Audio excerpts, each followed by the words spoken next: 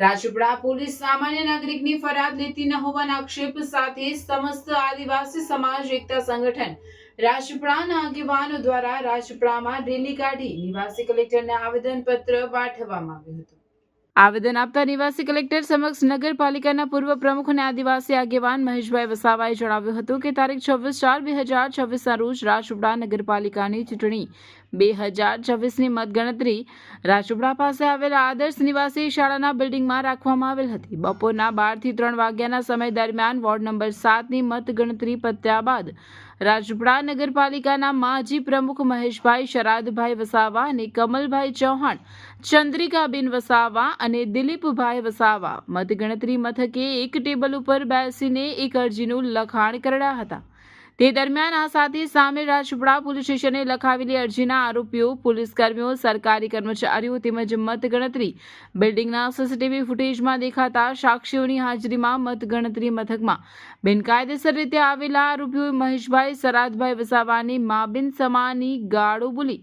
નીચ કક્ષાની ભાષાનો ઉપયોગ કરી મારી નાખવાની ધમકીઓ આપી હુમલો કર્યો હતો, જેની રાજપીપળા પોલીસે એક FIR નોંધી નહીં અને માત્ર NC ફરિયાદ દાખલ કરી આરોપીઓની તરફદારી કરી ભારતીય ન્યાય સંહિતા તેમજ લોકશાહી અને ફરિયાદીનું અપમાન કરેલ છે, જેથી એટ્રોસિટી એક્ટની કલમ 325A મુજબનો ગુનો નોંધવા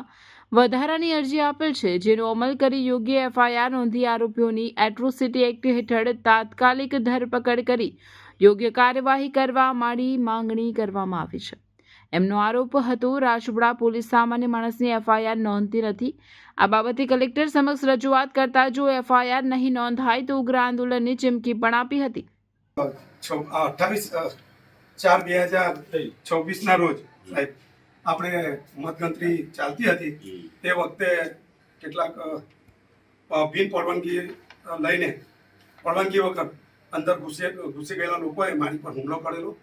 અને તેનો FIR નોંધાવવા માટે મેં 28 તારીખે ફરિયાદ આપેલી, દવાખાનામાં એડમિટ થયેલો, બધી રીતે બધું કરેલું મારી રીતે કાયદા રીતે, પરંતુ રાજપીપળા પોલીસ સ્ટેશને મારો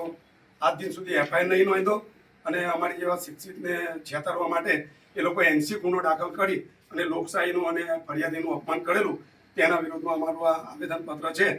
તો વહેલામાં વહેલી તકે એક્શન લેવામાં આવે ને જલ્દી એક્શન લેવામાં નહીં આવે તો આવનારા સમયમાં અમે જલદ કાર્યક્રમ કરીશું। ભરૂચના ફેમસ ડોક્ટર પ્રકાશ સેજવાણીની હોસ્પિટલને 40 વર્ષ પૂરા થયા છે। ડોક્ટર પ્રકાશ સેજવાણી માત્ર એક નામ નથી પણ એક વિશ્વાસ છે। દર્દીઓ સાથે એકદમ હળવી અને પ્રેમાળ શૈલીમાં વાતો કરે, જાણે શબ્દોમાં જ સારવાર લઈને ફરતા હોય। એમના સ્વભાવ અને તબીબી ક્ષેત્રની માસ્ટરીએ તેમને ભરૂચ જિલ્લાના શ્રેષ્ઠ તબીબોમાં એક અલગ ઓળખાણ અપાવી છે। માત્ર ભરૂચના જ નહીં પણ આસપાસના વિસ્તારોમાંથી પણ દર્દીઓ એમને ત્યાં આવે છે, કારણ કે ડોક્ટર પ્રકાશ સેજવાણી લગન અને ધગસથી દર્દીઓની સારવાર કરે છે અને આ જ તેમની સફળ કારકિર્દીનું પ્રમાણ છે। આ 40 વર્ષની લાંબી મુસાફરીને સફળ બનાવવામાં સહભાગી થનાર તમામ હોસ્પિટલ સ્ટાફનો પણ આમાં મોટો ફાળો રહેલો છે અને એ જ વિશ્વાસ અને નિષ્ઠા સાથે તેમના દીકરી ડોક્ટર સેજલ સેજવાણી અને જમાઈ ડોક્ટર ગાર્વિક ગાર્ગ પણ આ લેગસીને આગળ વધાવી રહ્યા છે અને ભવિષ્યમાં પણ દર્દીઓની સેવામાં તત્પર રહેશે। ડોક્ટર સેજવાણીના હોસ્પિટલ આશા નર્સિંગ હોમમાં ડાયાબિટીક્સ, થાઇરોઇડ, BP,